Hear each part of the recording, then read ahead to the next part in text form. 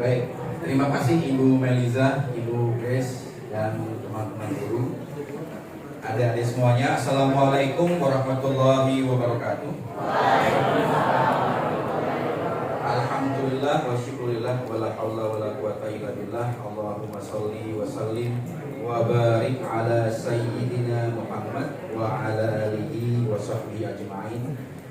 Senang sekali saya hari ini bisa berjumpa lagi dengan kalian semua, siswa kelas 12 ya, SMAN 14 Jakarta. Ini adalah pertemuan saya yang ketiga ya. Minggu lalu kelas 10 dengan tema memahami etika, lalu keesokannya kelas 11 dengan tema manajemen waktu ya. Dan sekarang dengan kelas 12 materinya diminta untuk analisa SWOT. Sebelumnya saya memperkenalkan diri. Ada yang pernah lihat saya? Belum. Ada yang pernah tahu saya? Ya, silakan googling ya, silakan cari di Google, di YouTube, di TikTok. Klik nama saya Imam Rapriyoso. Insyaallah nanti akan muncul ya. Baik, profesi saya adalah psikolog. Ya, ada yang bercita-cita jadi psikolog? Ada? Ada kan? Bagus. Oke. Ya, sebelum kita mulai masuk ke materi, saya pengen ada yang punya iya bisa mimpin di depan biar kita lebih akrab gitu. Ada? Coba. Oke. Atau gini ya. Kita pakai iya gini, dengarkan ya. Oke. Aku punya, ya. Punya ada? Punya. Ini ya, ini. Oke, dengarkan. Kalau kau kelas 12 bilang jujur. Kalau kau kelas 12 bilang cerdas.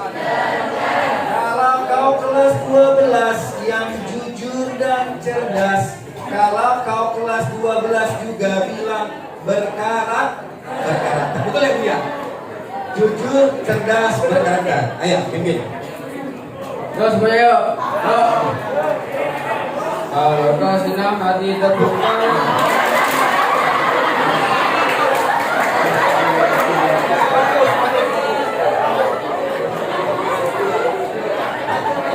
Kalau kau kelas 12 bilang jujur. Kalau kau kelas 12 bilang oke gas.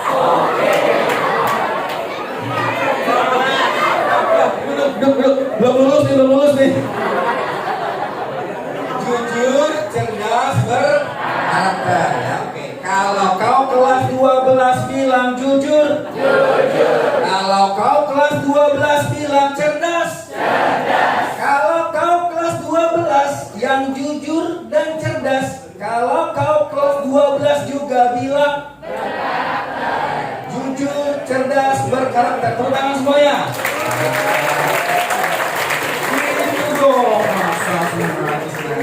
Oke. Kalau saya bilang 1, kalian tepuk tangan sekali.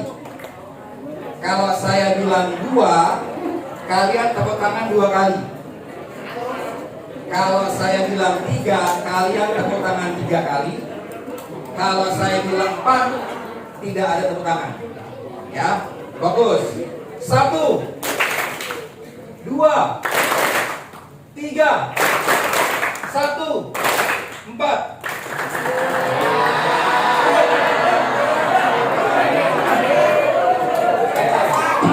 Ulangi. 1, 2, 3, 1, 4. Oke, siap ya. Oke, adik-adik sekalian, kalian sekarang di kelas 3, kelas yang tertinggi ya. Segala sesuatu ya, mau lembaga mau pendidikan, itu yang terbaik selalu di akhir. Betul nggak? SD itu SD kelas mana yang paling hebat, paling keren, paling pintar? Kelas 6. SMP kelas 1, 2, 3. Kelas mana yang paling keren, paling pintar, paling hebat? Kelas 3. Nah, SMA juga demikian. Kelas 1, kelas 2 pasti. Kelas 3, kelas yang paling akhir itu paling hebat. Kenapa demikian? Kenapa? Karena yang paling tua, betul. Apalagi? Karena dia sudah melewati kelas sebelum. Nah, coba kalian ingat-ingat, kalian cermati, kalian rasakan perubahan-perubahan apa saja yang sudah kalian alami selama ini sampai hari ini. Ya.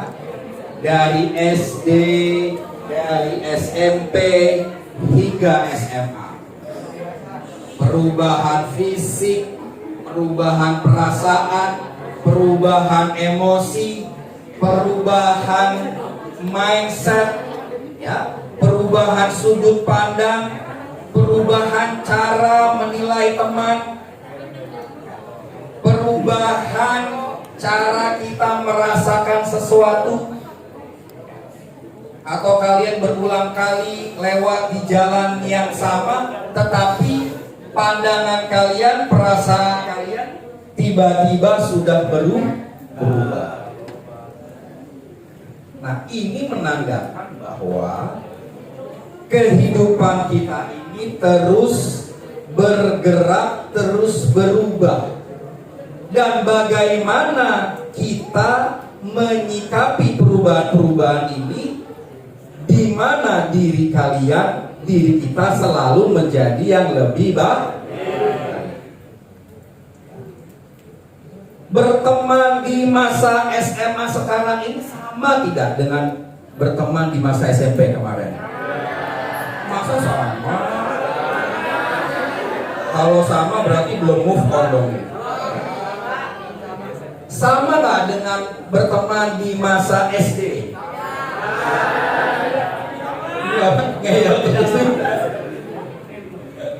Ya, tentu berbeda.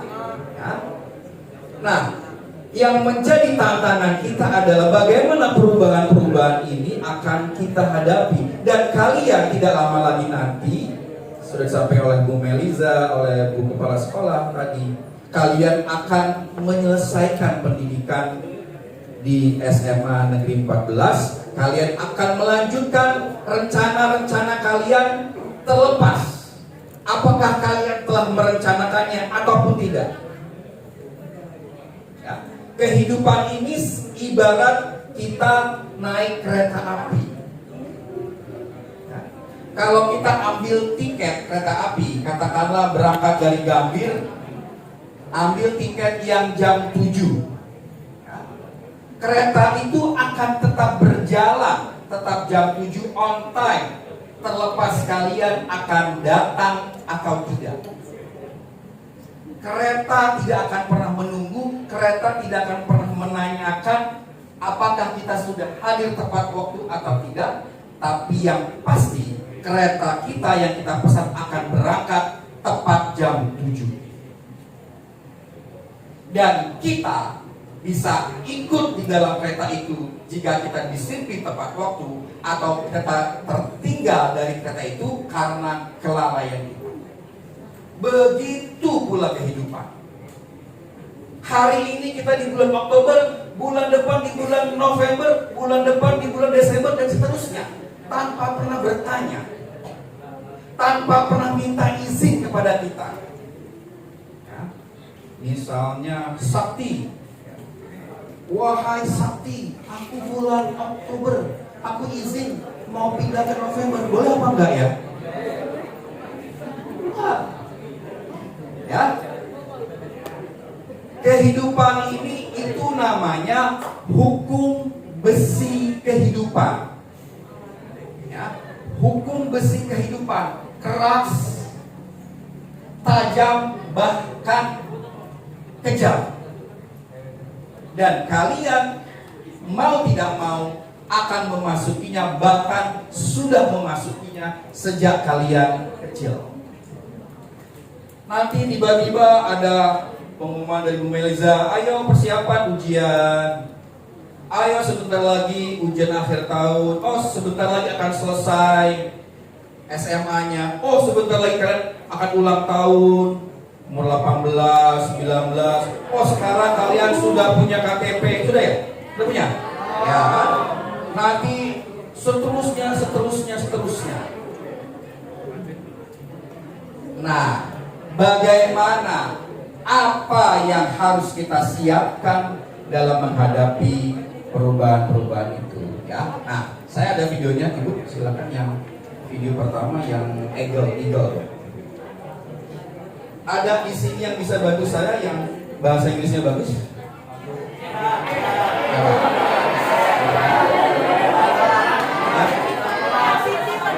Ada bisa menerjemahkan. Oke ya, perhatikan ya.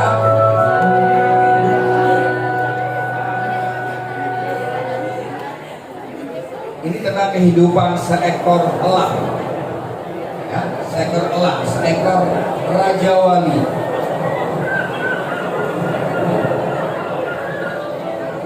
Raja wali ini salah satu spesies burung yang panjang usianya, ya. Usianya bisa sampai 70 tahun.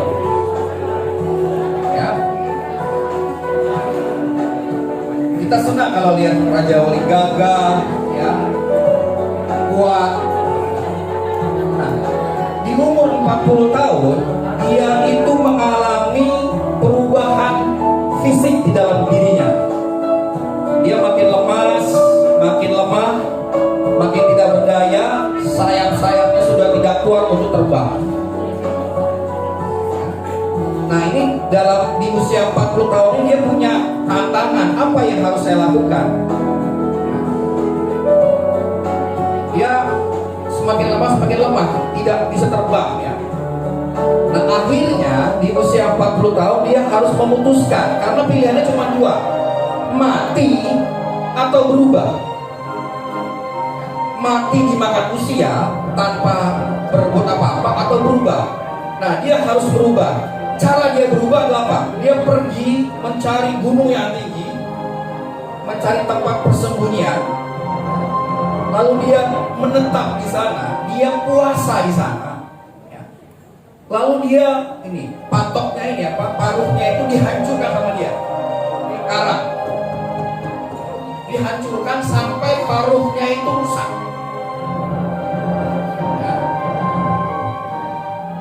Setelah paruhnya rusak, lalu akan muncul lagi paruh yang baru, dan bersamaan dengan itu kulit-kulitnya, tulang-tulangnya muncul baru lagi. Nah, dia terbang lagi sampai 30 tahun kemudian. Jadi apa pembelajarannya dari video ini? Untuk menghadapi perubahan kita harus tetap survive, ya. Apalagi untuk tetap survive, beradaptasi dengan perubahan.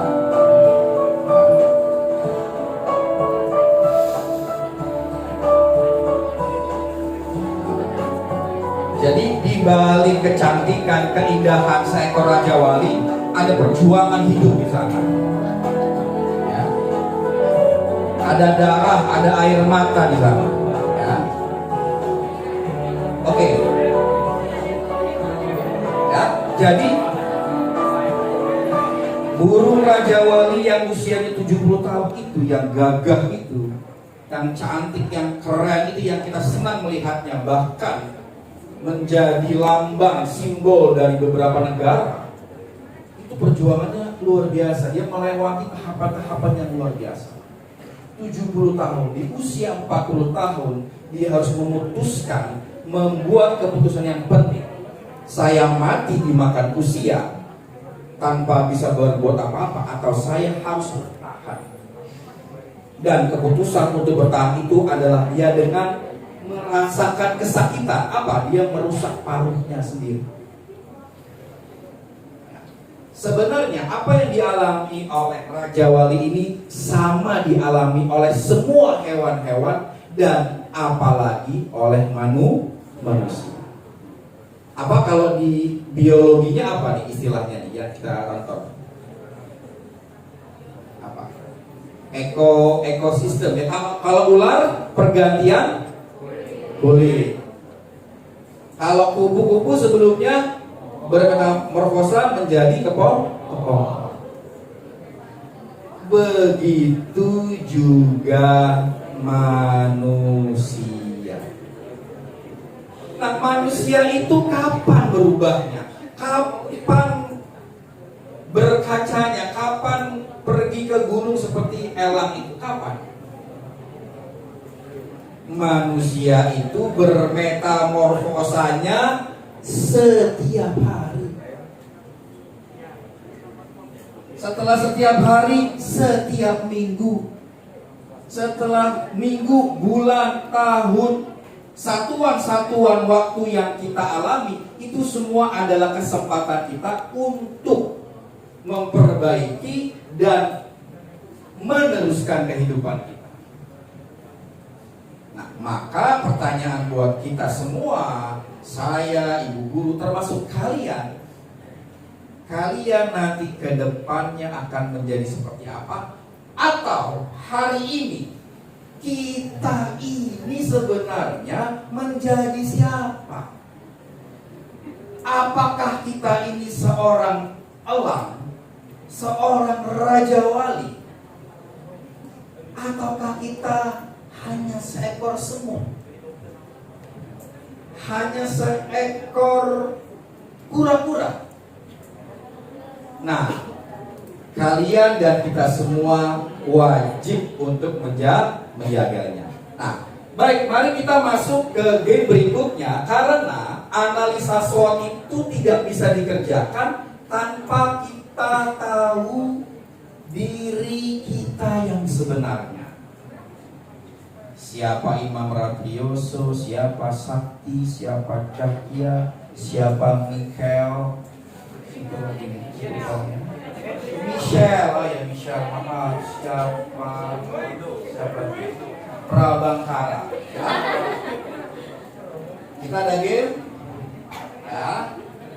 Pertanyaannya adalah siapa kamu, siapa aku. Ya. Kalian berpasang-pasangan, oke? Cari pasangannya ya. Udah temu kiri kanannya? Temu ya. Boleh ditulis tapi sebaiknya ditulis. Ya. Boleh dihitung tapi sebaiknya ditulis biar gak lupa. Ya. Pertanyaannya adalah siapa aku, siapa kamu? Ada yang bersedia maju buat contoh? Ya, gini. Siapa? Ini kelas 10, kelas 11 sama juga nih, tunjuk-tunjukkan nih. Ayo, angkat tangan, maju ke depan. Jangan tunjuk-tunjukkan, biar contoh. Ayo, siapa? Kalau enggak nanti saya tunjuk. Hah? Kalau tidak ada relawan saya tunjuk. Nah, jadi lebih baik relawan aja. Ini yang seperti agen Palestina ya sini.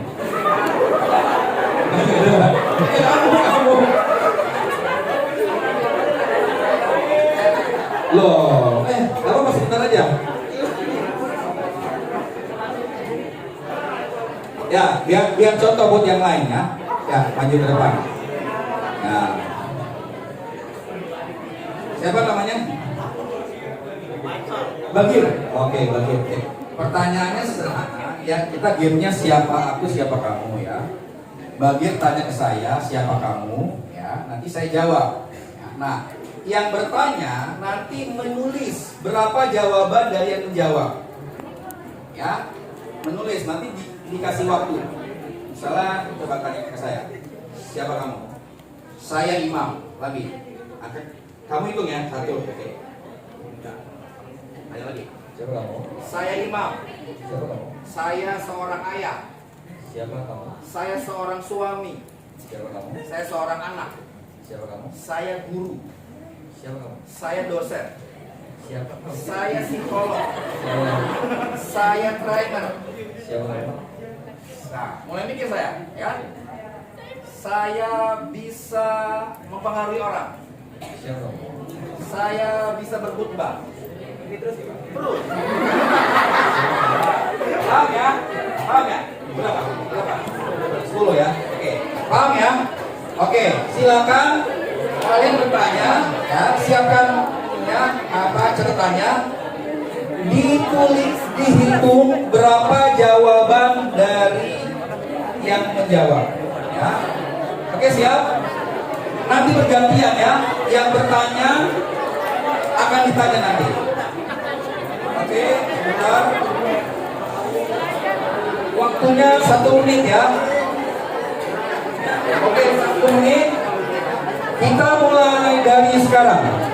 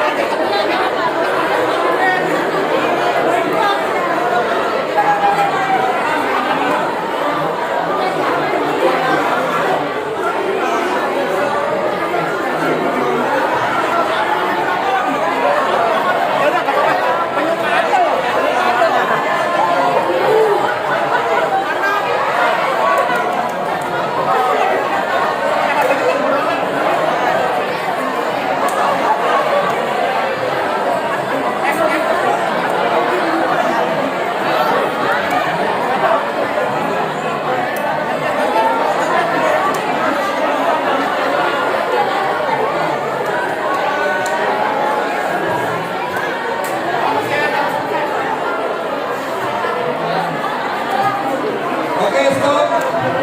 Stop. Gantian. Yang bertanya ditanya. Yang bertanya ditanya gantian dan dihitung ya. Oke. 1 menit yang kedua. Kita mulai dari sekarang.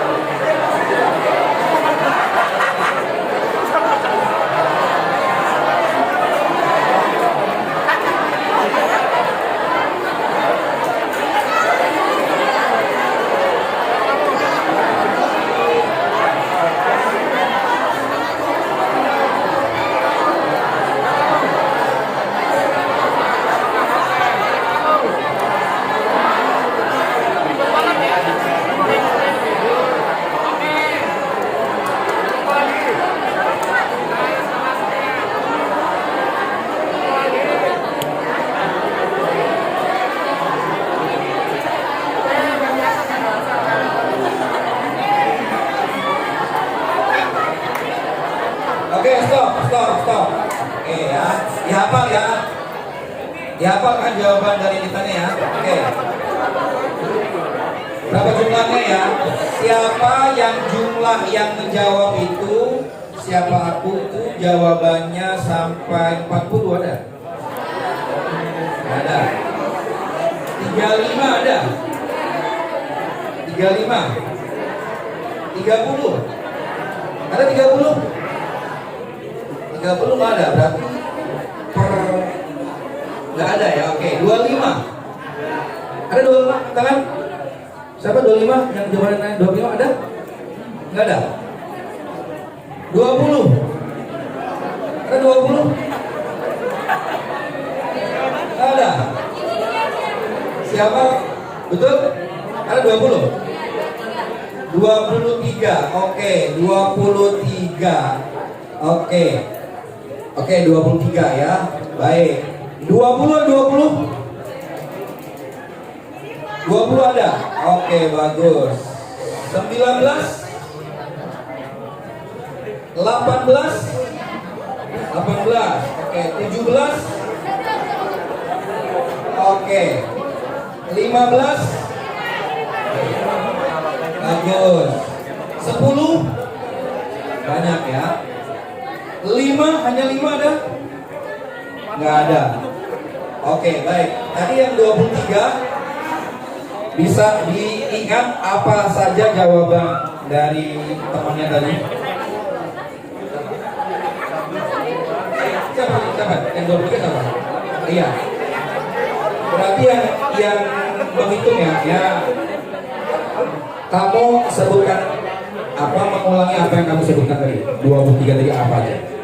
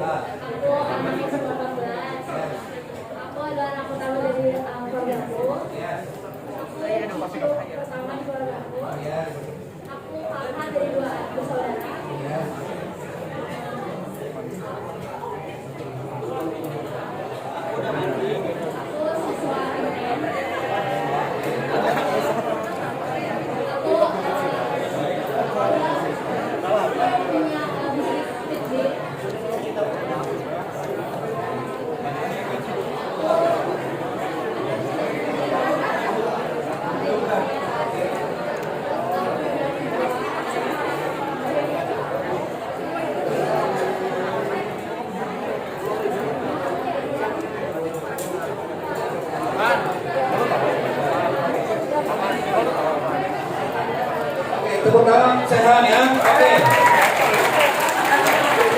Oke, adik-adik sekalian, permainan kita tadi adalah simulasi. Ya.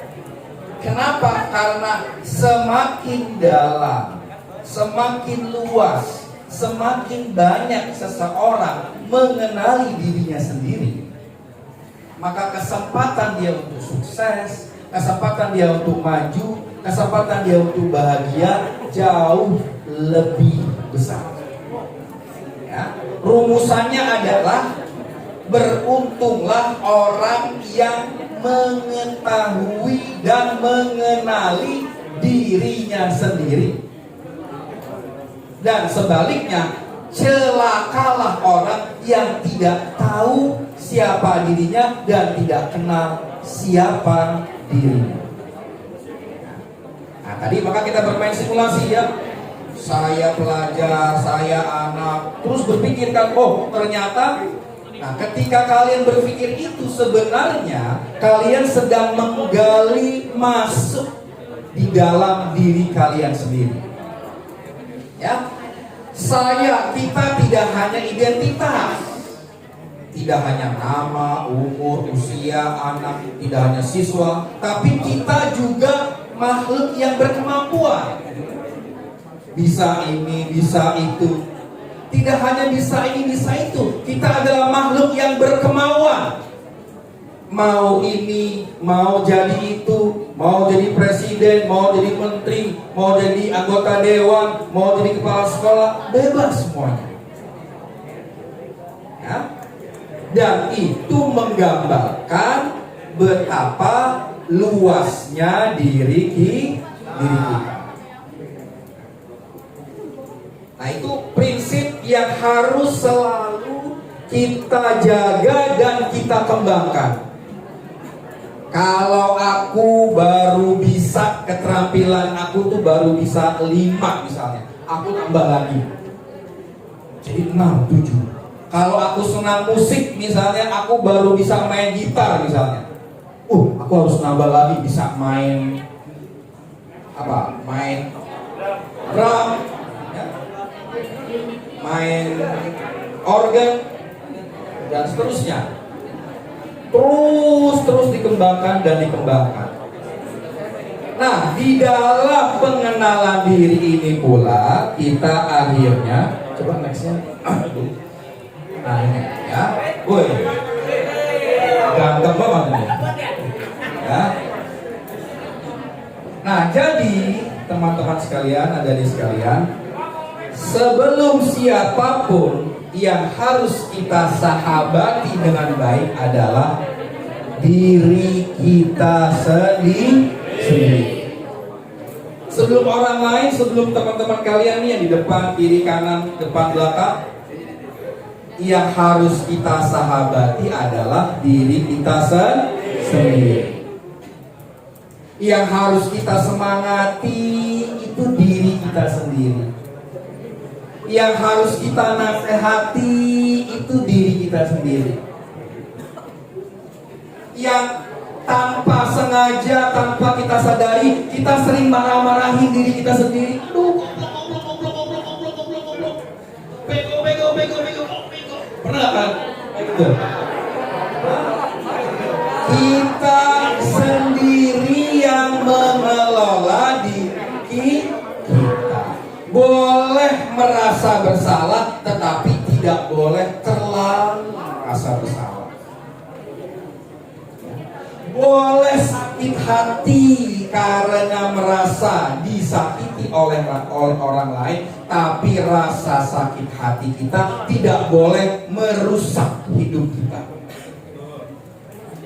Rasa kebencian kita tidak boleh berkembang menjadi dendam yang merusak hidup kita. Rasa kebencian kita tidak boleh dikembangkan menjadi rasa iri hati yang membuat kita tidak bisa berbuat apa-apa dan hanya memikirkan rasa kebencian kita. Yang paling utama kita sahabati adalah diri kita sendiri. Itu prinsip yang utama. Ya, kalau dalam kecerdasan namanya kecerdasan intrapersonal. Ya, ada kecerdasan interpersonal. Kalau sama orang ngomongnya santun, baik, bisa memikat, itu namanya kecerdasan interpersonal. Tapi kalau dengan diri sendiri itu namanya kecerdasan intrapersonal. Oke, next book. Nah, di dalam kita mengenali diri sendiri itu ada yang namanya kelebihan. Nah, prinsip utamanya adalah setiap orang telah diberi kelebihan oleh Tuhan, namanya potensi. Ya. Sekarang saya tanya, saya kasih waktu 1 menit. Yang saya tunjuk harus sudah punya jawaban. Kelebihan saya adalah, kelebihan saya jago bahasa Inggris, kelebihan saya jago main musik, kelebihan saya disiplin. Ya, saya kasih waktu 1/2 menit ya. Semua menyiapkan jawabannya. Apa kelebihannya?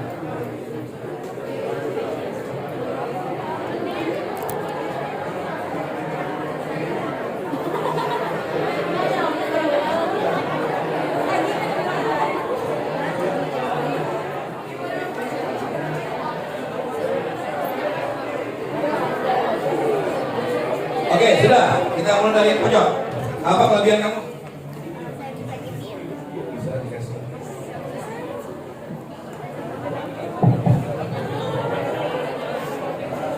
Apa? Saya bisa kimia. Bisa kimia. Oke, lanjut kasih. Apa kelebihan kamu?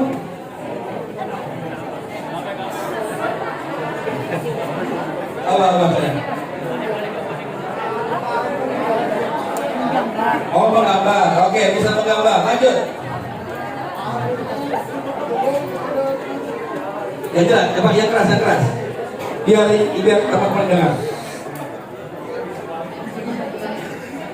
Ya, nah, apa lagi? Hah? Disiplin. Oke. Apa? Tepat waktu. Oke.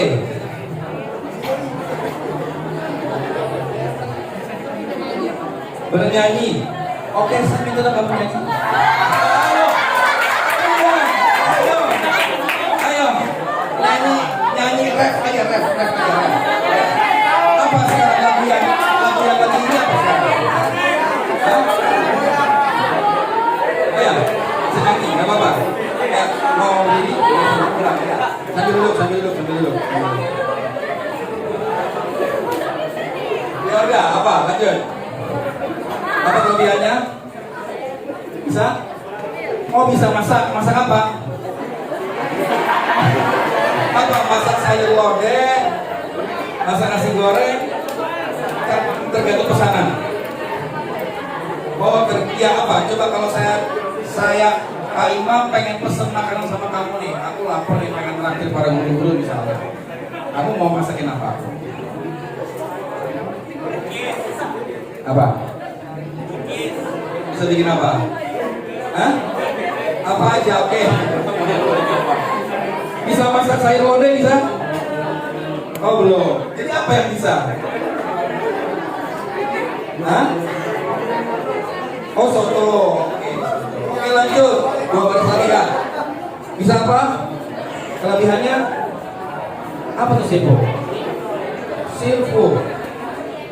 Oh ya, ya. Oke. Bergaul. Kamu punya teman berapa? Kamu kenal semua teman-teman kamu semuanya? Gak kenal? Jadi apa? Oh, sama orang baru bisa masuk. Oke. Lanjut. Apa? Iya. Oke, lanjut. Apa kelebihan kamu? Saya coba bisa bahasa Jepang tinggal coba. Bahasa Jepang. Oh, coba. Coba kamu berdiri, perkenalkan nama kamu, kelas, sampai bahasa Jepang. Ya. Ya.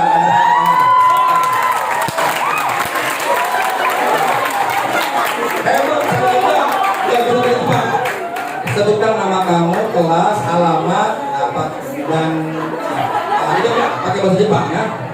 はじめまして、僕の名前はアルドデニーランと申します。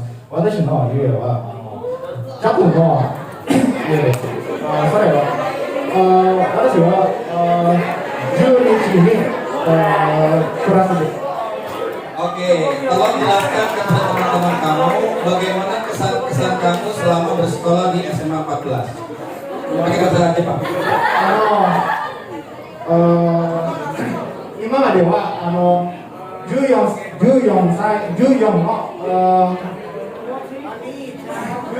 高校生で素晴らしいことがあります。いいことがある。ちゃんといいところには学ぶこと、教えること、Oke, terjemahkan. Kalau terjemahkan bahasa Indonesia, ayo terjemahkan. Sampai saat ini yang bisa saya ambil dari bahasa Jepang yaitu yang bisa saya ambil dari SMA ini itu dalam hal belajar, lalu juga ada dalam pengajaran dan lain-lain. Oke, tepuk tangan ya. Oke, kita doakan beliau nanti jadi menteri bidang Jepang ya. Oke, satu baris lagi nih. Kalau baris ini saya minta 2, nggak 1. Kelebihannya apa? Sakti. Namanya udah sakti banget. Sakti. Apa kelebihan kamu Ti?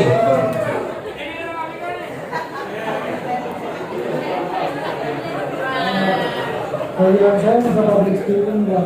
Public speaking. Oh, public speaking itu apa? Bahasa Indonesia, bahasa Inggris, bahasa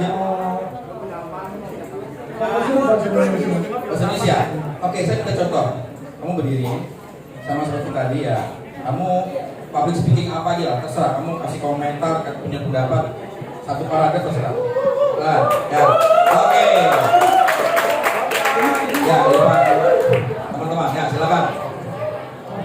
Assalamualaikum warahmatullahi wabarakatuh. Waalaikumsalam warahmatullahi wabarakatuh.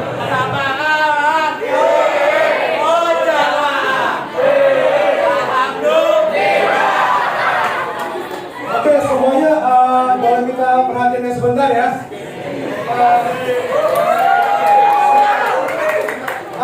Kalian sudah pada tahu kan kalau kita ini bakal ngadain sesuatu buat angkatan kita?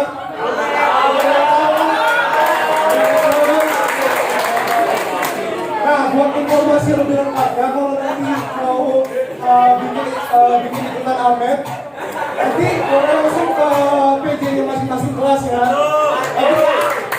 Ada yang belum disebarin ke grupnya? Ke grup kelasnya?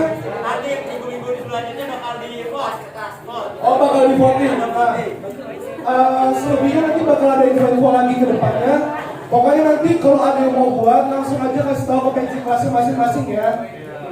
Sekian dari saya. Assalamualaikum warahmatullahi wabarakatuh. Waalaikumsalam. Oke, terima kasih Sakti. Sakti tadi memperagakan pengumuman, bukan public speaking ya. Oke, nggak apa-apa ya. Oke, ya. Apa kelebihan kamu? 2. Apa? Bisa bangun pagi. Bangun pagi. Masa bangun pagi kelebihan? Ya udah. Satu lagi apa? Satu lagi bahkan 2. Bisa bangun pagi dan bisa main game. Main game itu kelebihan. Ya, dimaafkan lah, dimaafkan. Ayo, Robi.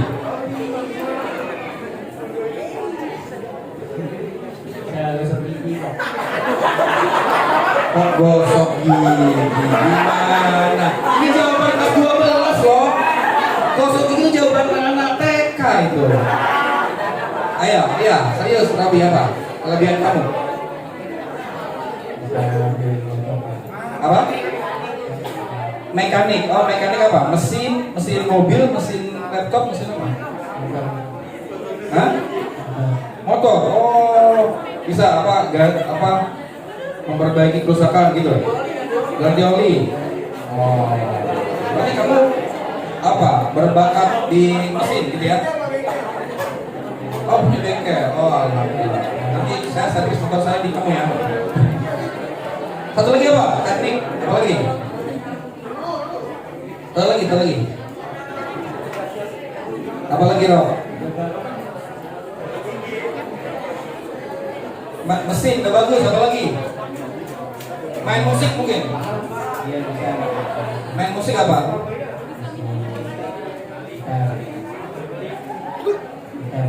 Gitar. Oke. Tepuk tangan untuk Robi ya. Oke, baik, adik-adik sekalian ya. Kita lanjutkan, tidak bisa semuanya ya. Itu kelebihan. Ada di sini yang masih merasa tidak punya kelebihan? Ada nggak? Ya.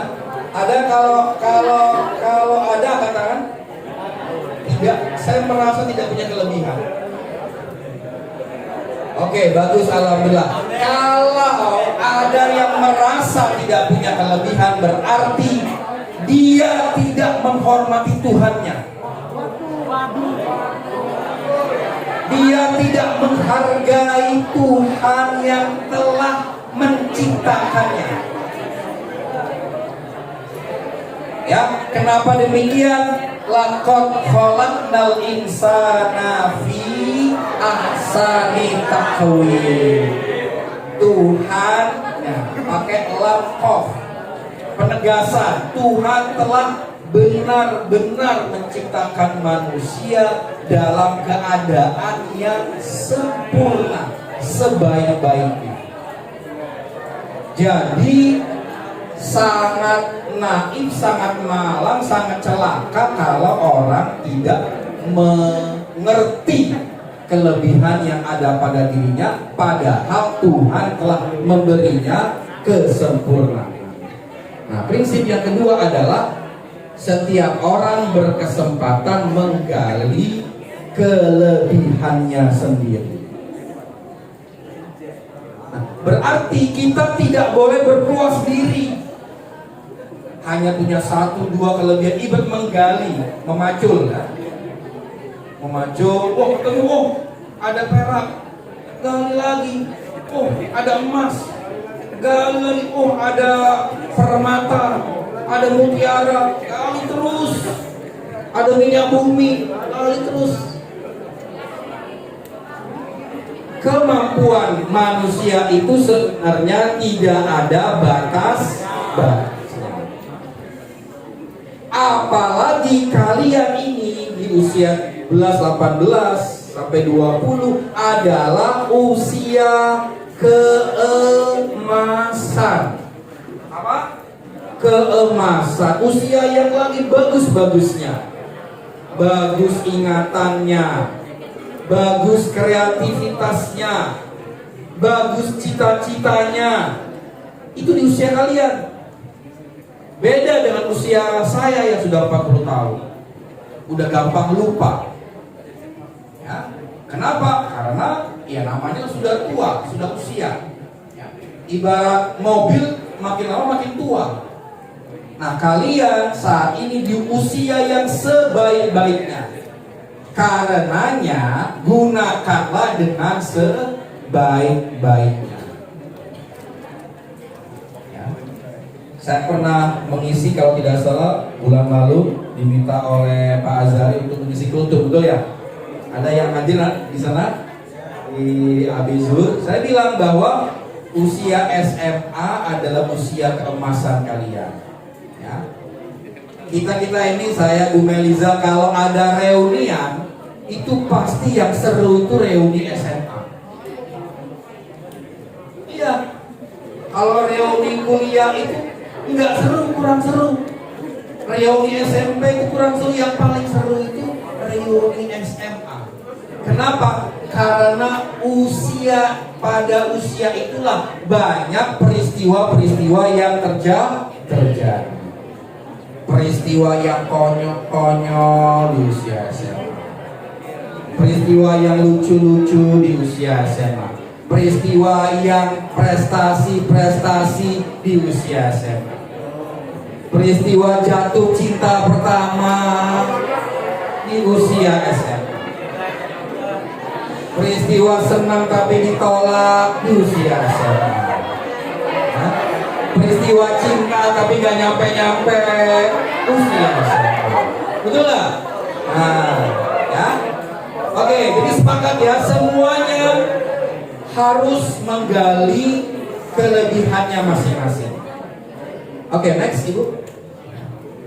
Nah, sekarang kelemahan. Ya. Di dunia ini semuanya diciptakan berpasang-pasangan, betul? Ada laki, ada perempuan. Ya.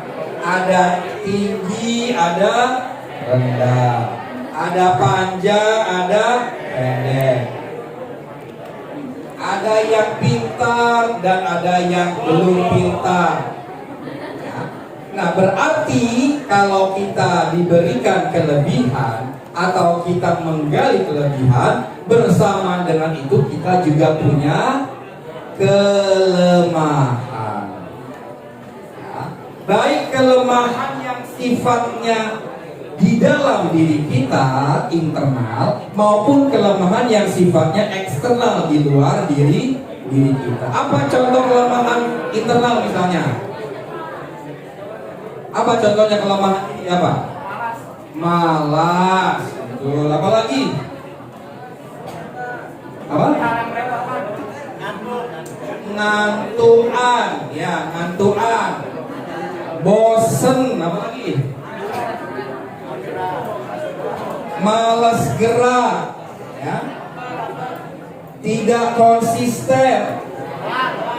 Mudi, nggak disiplin. Banyak sekali. Ya. Nah, kelemahan itu apa? Kelemahan itu adalah tanda bahwa kita adalah hamba Tuhan yang lemah. Yang lemah, yang butuh pertolongan Tuhan. Ya, jadi kita bersyukur saja kalau kita punya kelemahan. Namun kelemahan itu tidak untuk ditakuti. Kelemahan itu untuk diantisipasi. Apa itu maksudnya diantisipasi? Dicari solusinya. Tidak untuk ditakuti. Nah, kehidupan ini adalah perjuangan kita untuk lebih memilih, lebih fokus dan konsentrasi kepada kelebihan kita dibandingkan kelemahan kita. Betul apa betul? Kalau kita fokusnya kepada kelemahan kita, aku nggak bisa bahas ini, aku nggak berani bicara, aku takut, aku minder. Kira-kira kehidupan apa? Seperti apa yang jalani? Pastinya kehidupan yang sedih sekali. Nggak bisa, ini takut itu. cemas ini cemas itu, karena kita hanya berfokus kepada kekurangan atau kelemahan kita. Nah, kita sudah dapat 2 poin ya, kelebihan dan kelemahan. Nah, oke. 1, halo Pak, ulang dong. 1, 2, 3, 1, 3, 4. Fokus ya. Oke, Bu Meliza, video berikutnya yang video motivasi. Siap. Oke, dalam 3.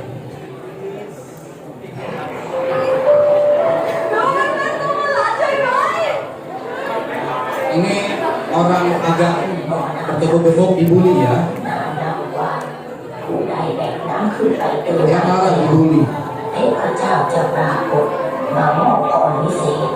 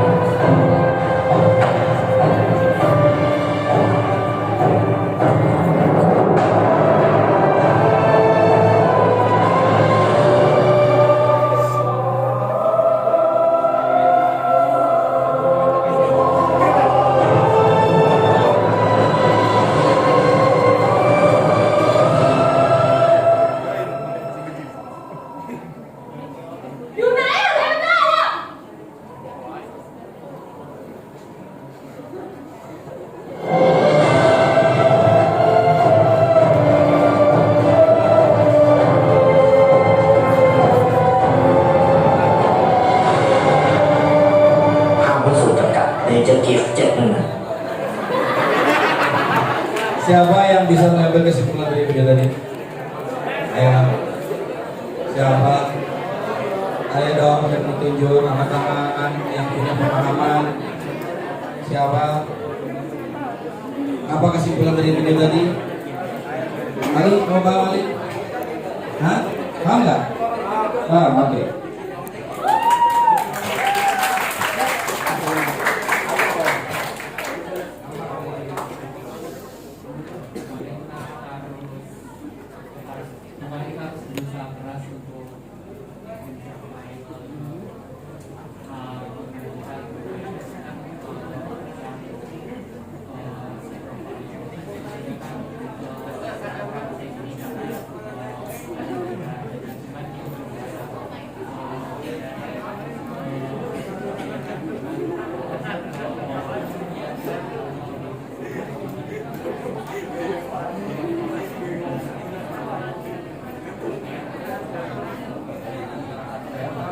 Ya, satu lagi dong dapatnya dari wanitanya.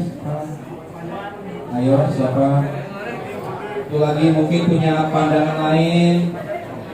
Silakan. Kamu boleh? Yang belum kenal namanya. Ya, silakan.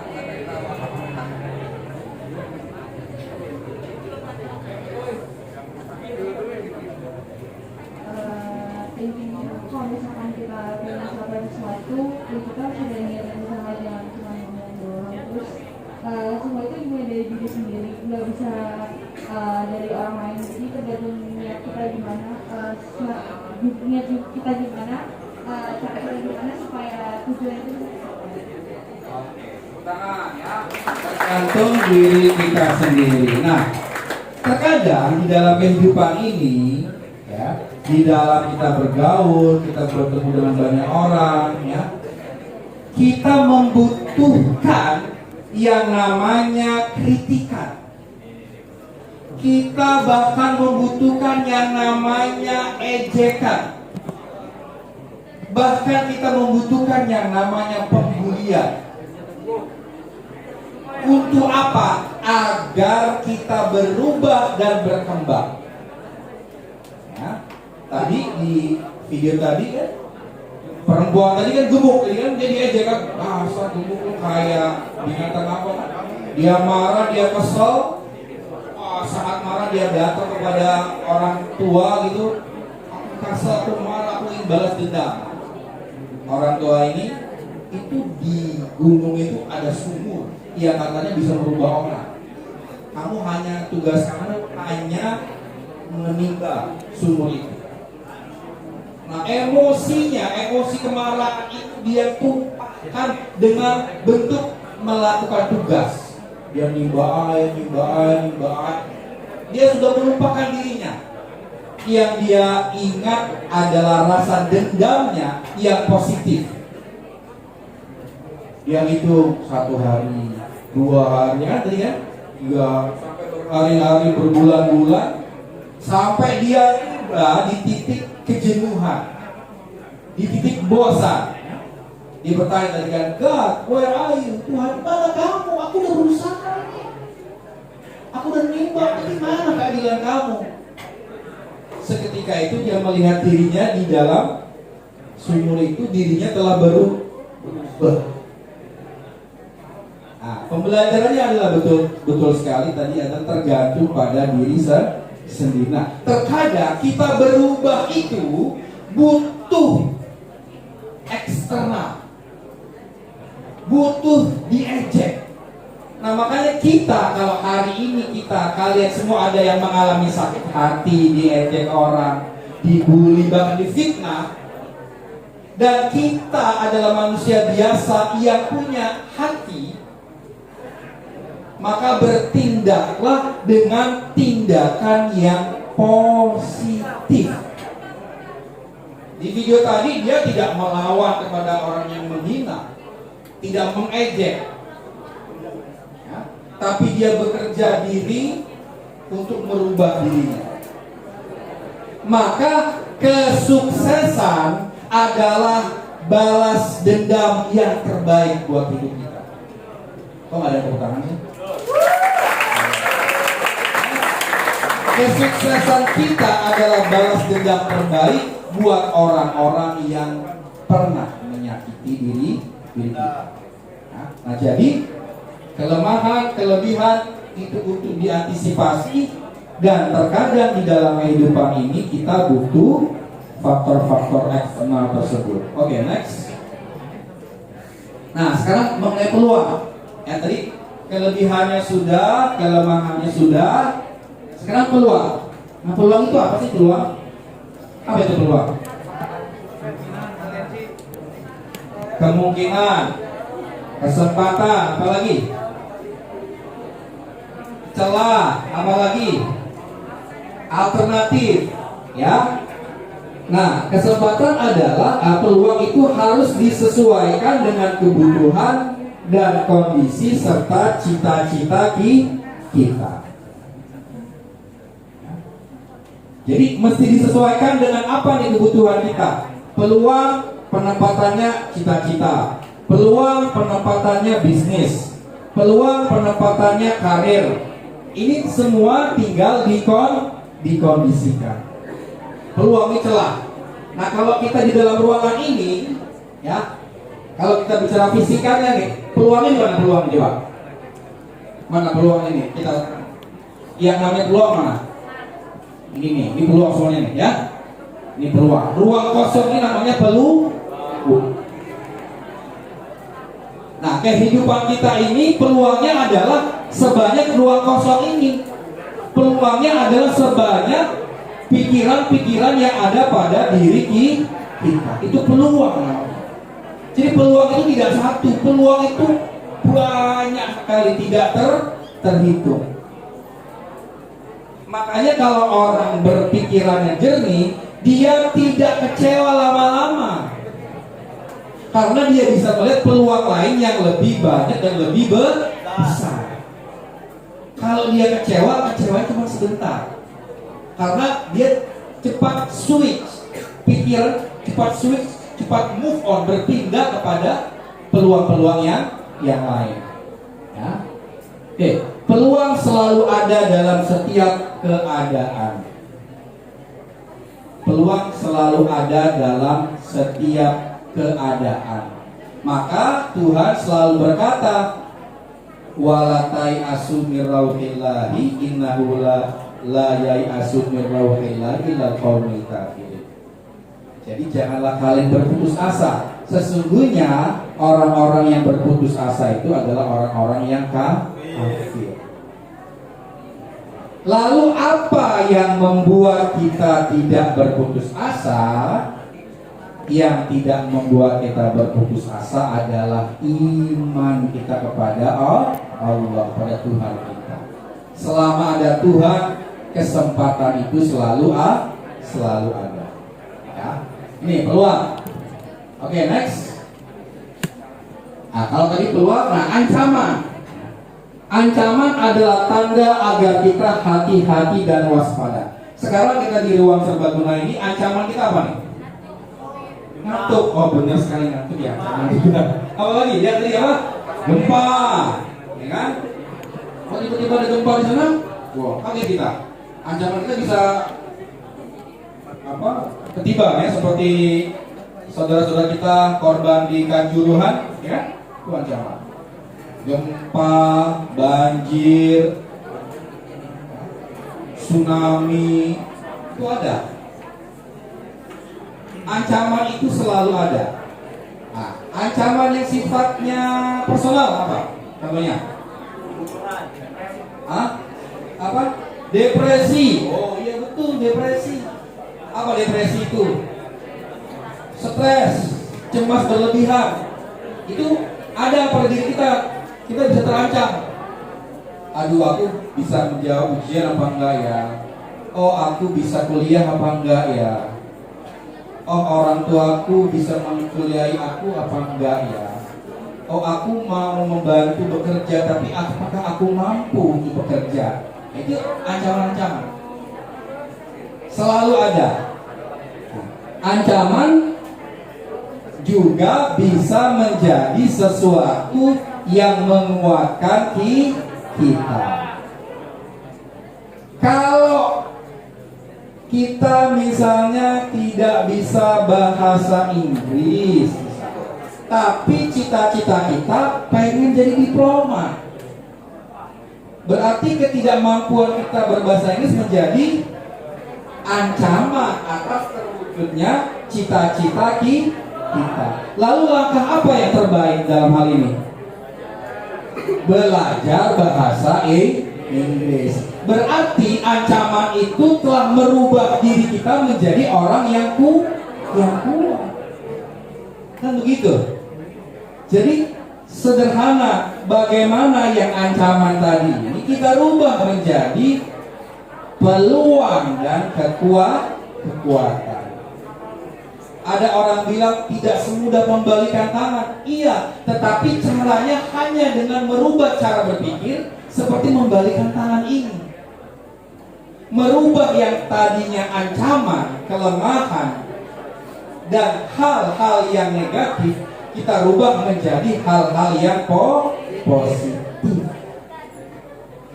Dan dengan keadaan seperti itulah Allah Tuhan semesta alam memelihara kehidupan ini. Ya. Memelihara kehidupan ini dengan cara seperti itu. Ada yang dimatikan, ada yang dihidupkan. Ada yang meninggal, ada yang lahir lagi. Ada yang pejabat-pejabat turun, ada yang dinaikkan lagi. Begitulah kehidupan. Ada tumbuh-tumbuhan yang rontok, yang gugur. Ada tumbuh-tumbuhan yang tumbuh lagi. Bahkan mungkin kalian pernah baca gunung-gunung meletus itu untuk apa? Gunung-gunung meletus itu untuk menyuburkan tanah-tanah di sekitarnya. Maka Indonesia adalah negeri yang paling subur karena paling banyak gunung merapinya, gunung berapinya. Nah ya, oke, berarti semoga udah paham semua ya. Strength, kekuatan, kelemahan, peluang dan ancaman. Ini bagaimana kita bisa mengelolanya. Oke. Next book. Next. Ini saya ada studi kasus ya. Coba kita bahas bersama-sama. Sakti, tolong beliau. Seorang anak yatim, Adi namanya, siswa kelas 12 SMA Abdi Bangsa, bercita-cita menjadi seorang insinyur. Dia memiliki kemampuan menggambar yang baik dan minat yang tinggi terhadap desain-desain bangunan. Nilai dan prestasi akademiknya tinggi. Dalam bergaul, dia termasuk pribadi yang tertutup, bahkan cenderung pemalu dan minder karena merasa sebagai anak yatim yang tidak berkecukupan. Berbeda dengan teman-temannya yang lain, menjelang selesai pendidikan SMA-nya, ia mengalami kegalauan tentang bagaimana dia bisa mewujudkan cita-citanya menjadi seorang insinyur karena ibunya tidak mampu menyediakan biaya sekolah. Berikan analisa SWOT dari kasus Adi di atas ya. Oke. Paham ya? Oke, berarti kelebihan Adi apa? Dia bisa menggambar, apalagi? Nilai dan prestasinya tinggi, apalagi? Dia bercita-cita menjadi insinyur. 3 berarti ya kelebihannya ya. Oke. Kelemahannya apa kelemahannya? Yatim, apalagi? Malu, minder. Oke. Kurang biaya, orang tuanya tidak berkecukupan. Oke, peluangnya apa peluangnya? Peluangnya dia bisa masuk insinyur. Apalagi? Dia bisa masuk insinyur karena apa? Karena pintar, karena prestasinya tinggi. Apalagi peluangnya? Apalagi peluangnya? Oke, lanjut. Ancamannya apa ancamannya? Ancamannya tidak bisa kuliah, tidak bisa melanjutkan cita-citanya. Oke, berarti apa yang kemungkinan bisa dilakukan oleh Adi? Berdoa. Iya pasti berdoa. Betul. Tapi berdoa. Mengajukan beasiswa. Apa lagi? Apa? Suruh emaknya nikah lagi. Iya betul. Ini jangan mau pribadi dia jangan. Suruh emaknya nikah lagi sama siapa? Sama orang yang berkecukupan bisa membiayai. Betul, apa lagi? Apa lagi yang bisa dilakukan? Kerja dulu, ngumpulin duit. Apa lagi? Hah? Apa? Ya, dia bisa ya. Kalau dia berani, dia bisa mendatangi kampus-kampus yang ingin dia tuju. Dia bawa bekal rapotnya, ya. Dia bisa presentasi, dia bisa meyakinkan kepada petinggi-petinggi di kampus itu bahwa saya pengen banget Pak bisa kuliah di tempat ini, namun saya tidak punya biaya. Nah nanti akan diberi arahan oleh petinggi-petinggi atau pengurus di kampus itu untuk kemudian bisa dibantu. Kalian tahu kisahnya Farel yang lagi viral sekarang? Ojo dibanding deh. Dia udah terima beasiswa sampai S3 dari Menteri BUMN hanya karena bisa nyanyi. Apa pembelajarannya buat kita? Itu pentingnya kita show of force. Pentingnya menunjukkan kemampuan. Ria dalam arti yang positif. Ya. Jadi jangan malu-malu, jangan minder. Aduh, takut dibilang sombong, takut dibilang ria, takut dibilang sok. Nggak boleh begitu. Harus tunjukkan kemampuan kalian Supaya apa? Supaya kalian dikenali. Oh, si Sakti bisa public speaking. Oh, ini bisa masak. Oh, ini bisa nyanyi. Setelah dikenali, pengennya diapain? Dipakai. Loh, digunakan. Pikirannya di luar protokol aja. Digunakan. Setelah digunakan diapain? Dibayar. Ya? Ibu Meliza, Ibu Grace, kenapa kok bisa ngotak saya? Karena beliau dapat informasi ada seorang psikolog namanya Imam Latioso. Dapat info dari Pak Azhar dapat info dari Pak Rahmat tetangga saya. Oh, Pak Imam itu psikolog, suka ngisi khutbah, suka ngisi pidato, suka ngisi kelas, dikenal. Akhirnya dipakai, Pak Imam tolong isi dong, di 14, kelas 10, 11, 12. Setelah itu dibayar, enak kan? Nah, gitu. Berarti itu urutannya. Nah, kalau kalian merasa tidak layak, merasa tidak percaya diri, merasa tidak tahu, akan siapa yang tahu kalian? Lalu kalian tidak berbuat apa-apa, tidak dikenali. Kalau tidak dikenali, tidak dipakai. Kalau tidak dipakai, tidak jadi apa-apa. Lalu apa bedanya yang tidak jadi apa-apa dengan seekor semut? Semut saja mungkin masih ada gunanya.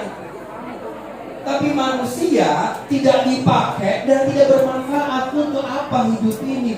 Itu sama dengan menyia-nyiakan anugerah penciptaan Tuhan. Ya? Berarti habis ini harus ria, harus show of force, dan kalian punya kesempatan yang luas. Jangan kalah sama Farel. Ya. Oke, baik, terakhir masih ada waktu 15 menit yang balik ke ini. Oke, terakhir silakan kalian buat analisa SWOT diri kalian sendiri.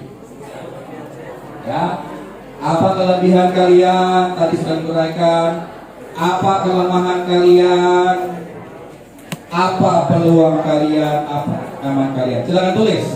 Ya, kalian tulis tidak untuk Pak Imam, tidak untuk Bu Meliza, tidak untuk Bu Grace. Kalian menulis untuk hidup kalian. Ya, apa kelebihan kalian? Saya bisa ini, bisa ini.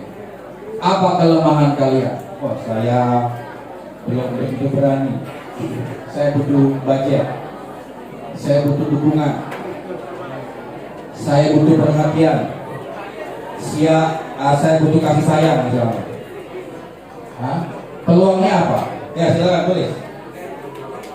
Bisa dibuat kotak seperti contoh atau bisa ditulis seperti urutan saja, ya. Oke, silakan ditulis. Saya berharap tulisan ini akan jadi kenangan kalian sendiri, ya. Dan ini bisa dipraktekkan di mana saja. Bisa untuk kehidupan pribadi kita, bisa untuk organisasi, bisa untuk lembaga, bisa untuk apa dan siapa saja.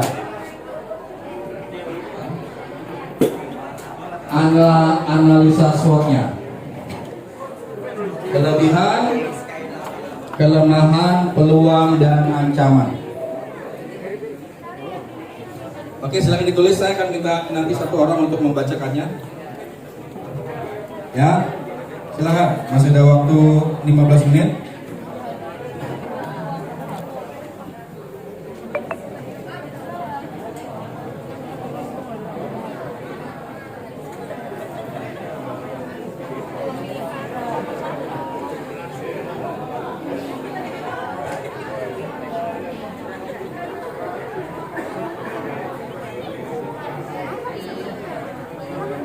Ada yang bisa kelebihannya menggunakan kertas menjadi binatang, nggak apa-apa ditulis.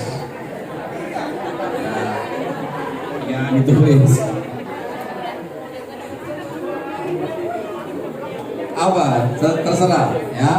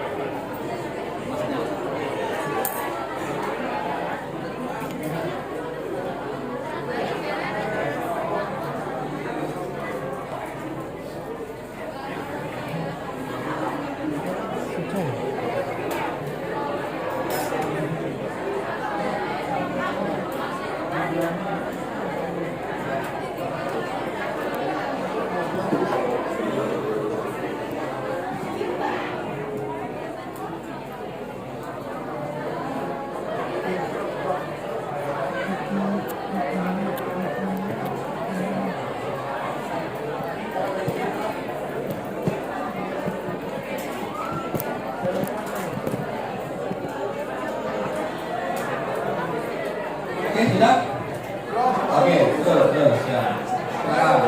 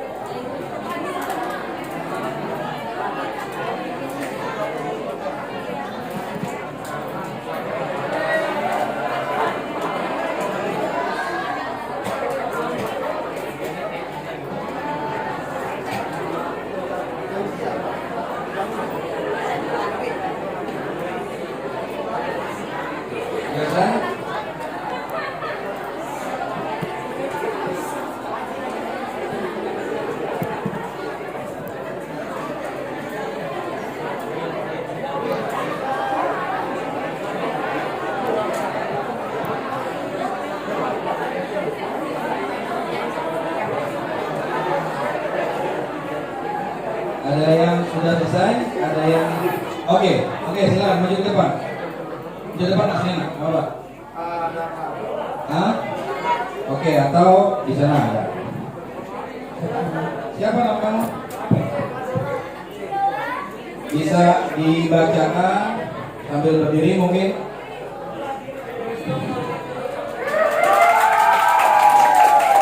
Oke.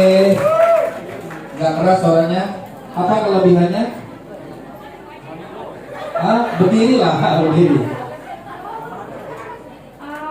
Kelebihan saya orangnya ramah. Ramah. Terus aman, bisa jadi orang yang baik, mau belajar banyak hal, Mau belajar banyak hal. Penasaran, curiosity. mau kritik diri sendiri, membatasi diri sendiri. Kekurangan saya orangnya pemalu. Pemalu. Terus aku nggak percaya diri. Nggak percaya diri. Oke, peluangnya? Peluang saya nggak ada spesifik apa peluangnya, karena saya peluangnya bisa datang dari mana aja, jadi saya nggak mau membatasi peluangnya. Tidak. Spesifik di satu hal. Oh, tidak membatasi spesifik virtual. Oke, terus ancamannya?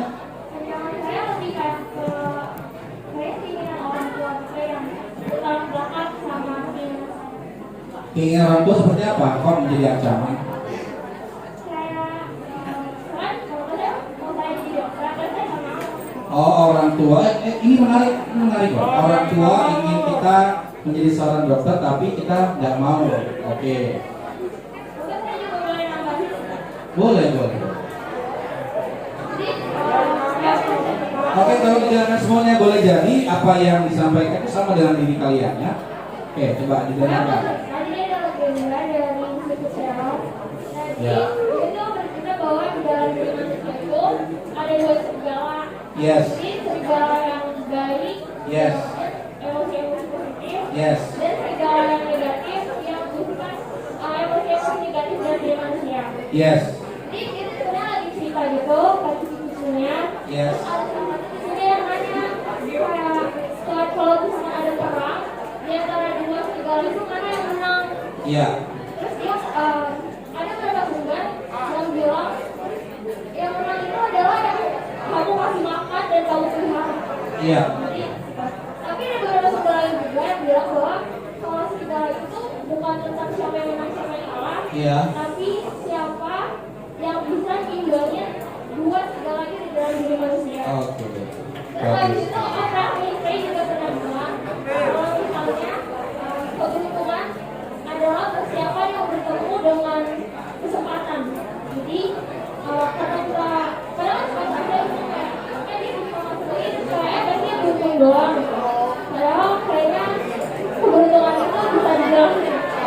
Kalau misalkan dia adalah persiapan yang bertemu dengan kesempatan. Oke, bagus sekali teman-teman. Oke. Keren. Berikutnya saya juga Tadi siapa?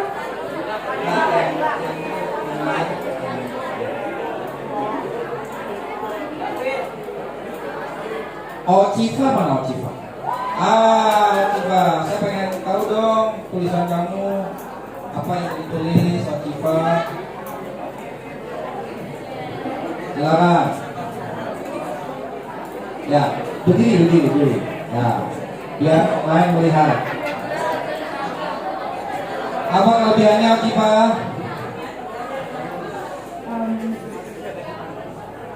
Kelebihan saya bisa berbahasa Inggris, saya bisa bermain biola, saya hardworking, saya tidak gegabah dalam mengambil suatu keputusan, saya juga tidak takut untuk mencoba hal baru, lalu saya juga mempunyai prinsip jika mulai sesuatu, saya harus menyelesaikannya dengan baik.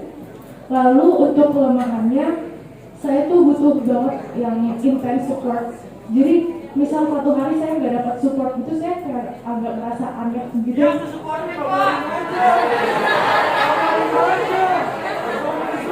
Oke, terus? Terus saya juga cukup tertutup kalau misalnya nggak di approach duluan, kalau misalnya kayak nggak di panggil duluan, saya cukup tertutup untuk jadi kayak saya agak bingung untuk memulai percakapan kalau nggak panggil duluan. Lalu saya juga suka memaksakan sesuatu tapi dengan catatan kalau misalnya contoh besok ada ulangan atau ada tugas gitu, saya bakal maksain buat begadang atau misalnya nggak tidur daripada saya bingung. Terus kalau ancamannya mungkin saya lebih ke burnout ya, dimana kondisi saya kayak ngerasa capek buat ngelakuin sesuatu semuanya, tapi kalau saya nggak lakuin saya ngerasa guilty, jadi kayak itu bingung banget sih. Terus kalau peluangnya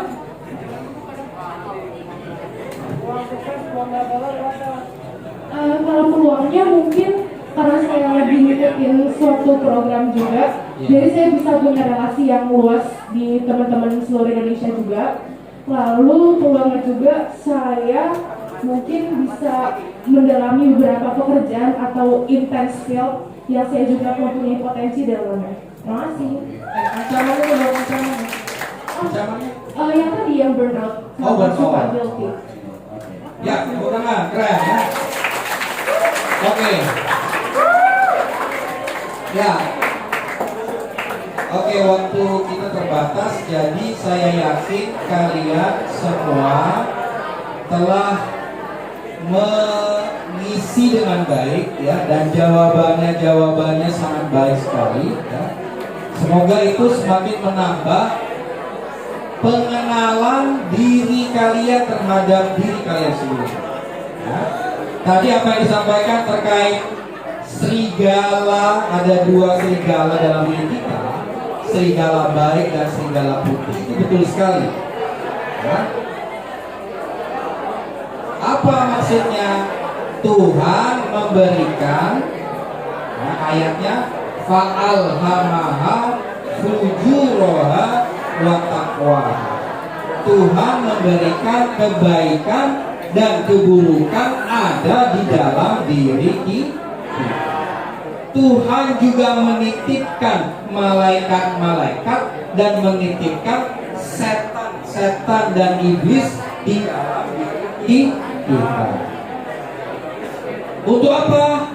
Kata Tuhan, kata Allah, linabluwakum ayyukum ahsanu amala. Untuk diketahui, Allah pengen tahu kamu itu bagaimana amal-amal kamu.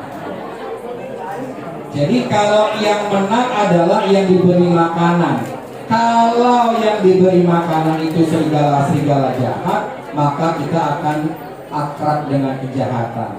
Dan sebaliknya kalau yang dikasih makanan serigala yang baik, kita akan menang dengan kebaikan.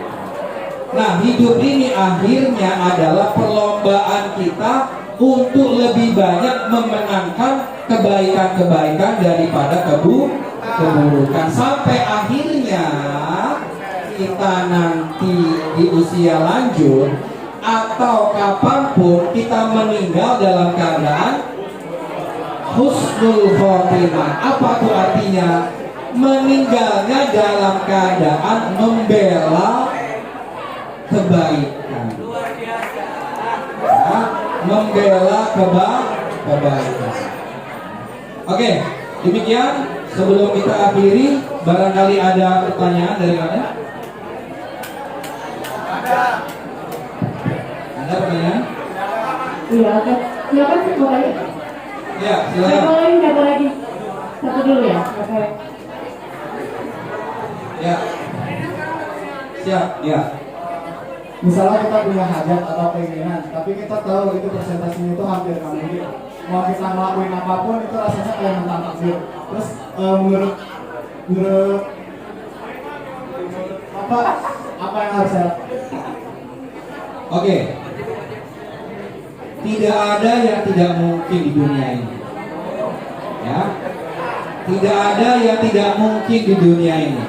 Ya. Ayatnya wallahu ala kulli syai'in qadir.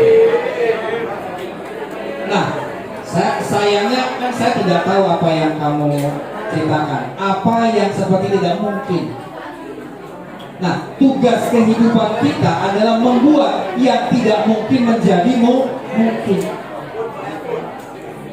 Sudah banyak contohnya, ya.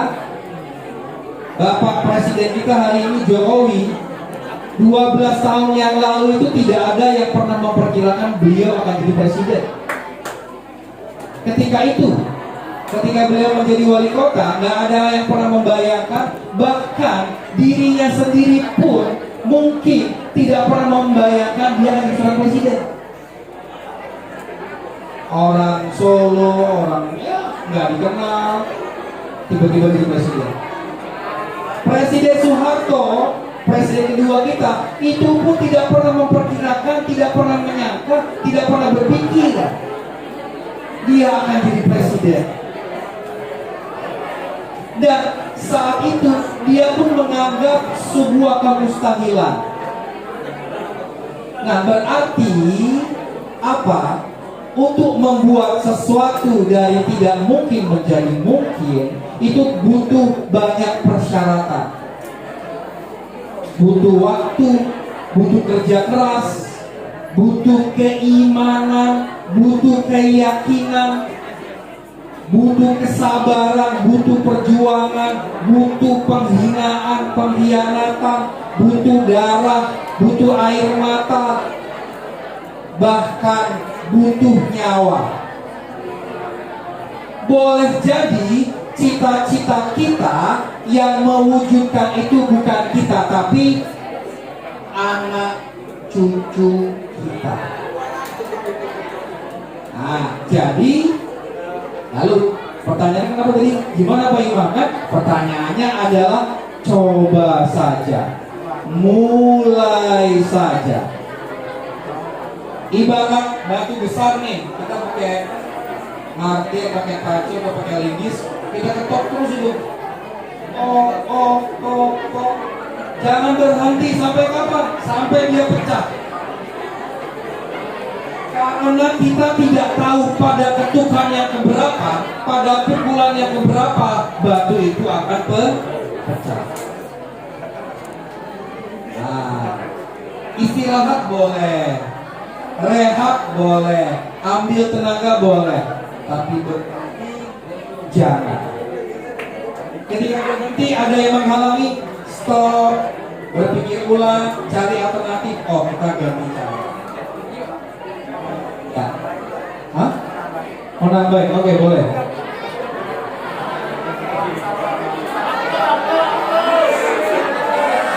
Bisa mengganggu? Oh, mengganggu kejiwaan. Oh, bagaimana mengganggu kejiwaan? Nah, sekarang gini. Ini prinsipnya ya, adik-adik. Ini prinsipnya. Nih, saya pegang gelas ya. Saya pegang gelas nih. Saya pengen meraih botol itu. Ya. Saya pegang gelas, tangan saya cuma dua nih. Ini pegang speaker, ini pegang ini. Saya pegang gelas, saya harus mengambil ini, mengambil botolnya. Apa yang harus saya lakukan? Hah? Saya harus melepas ini dulu, baru saya ambil. Berarti kehidupan ini adalah take and give. Kalau kita ingin mendapatkan sesuatu, kita harus rela melepas sesuatu itu. Kalau kita ingin pintar, berarti kita harus ada yang kita lepas. Waktu kita lepas, pertemanan mungkin kita lepas. Segala sesuatu ada harganya. Segala sesuatu ada nilainya.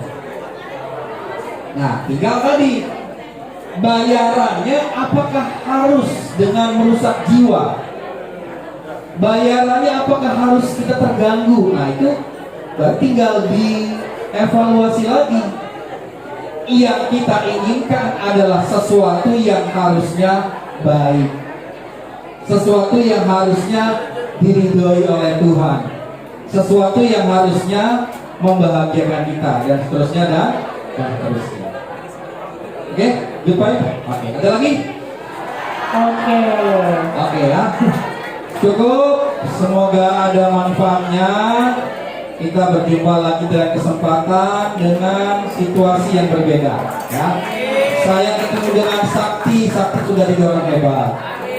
Ya. Saya ketemu dengan kalian sudah dari insinyur, dokter, ya. Kalian juga pemanggil saya juga sudah bukan Pak Imam yang trainer lagi, Pak Imam yang lain ya. Oke, sekian. Wassalamualaikum warahmatullahi wabarakatuh. Kalau minum tuh supaya Oke,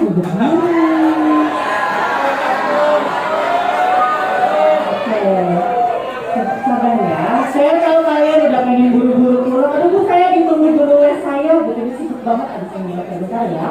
Baik. Terima kasih Pak Imam atas materinya tadi mengenai analisis SWOT. Kertas yang tadi sudah kalian tulis, kertas yang sudah kalian buat, mohon disimpan baik-baik. Boleh ditambahin nanti di rumah, jadikan buat refleksi kalian sebagai salah satu langkah kecil untuk menentukan next kalian mau ngapain setelah lulus dari SMA. Oke? Mungkin itu dulu dari kami. Terima kasih banyak atas semua atensinya kalian siang ini. Setelah ini, setelah saya tutup, nanti kita mau foto dulu bersama. Teknis fotonya mungkin nanti pada geser ke sini terus menghadap ke belakang gitu. Jadi kalian tinggal balik badan aja, berarti fotonya dari belakang ya. Emang tidak kelihatan. Oke, begitu dulu dari saya. Terima kasih. Assalamualaikum warahmatullahi wabarakatuh. Panggilan untuk Google mungkin bisa lagi. Oke. Yang ada di depan sini boleh maju dulu, kemudian menghadap ke belakang. Kita akan foto semua dari belakang. Yang ini mereka ke depan, fotonya sambil duduk aja. Mungkin ada yang di sini agak berdiri juga nggak apa-apa. Yang di sini berdiri juga nggak apa-apa.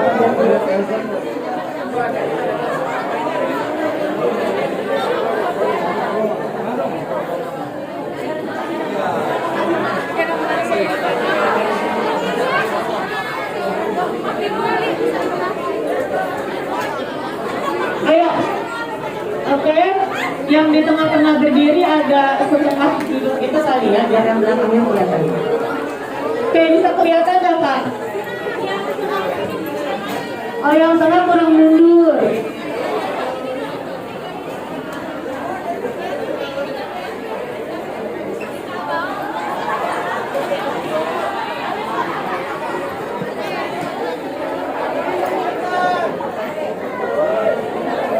Oke, siap ya?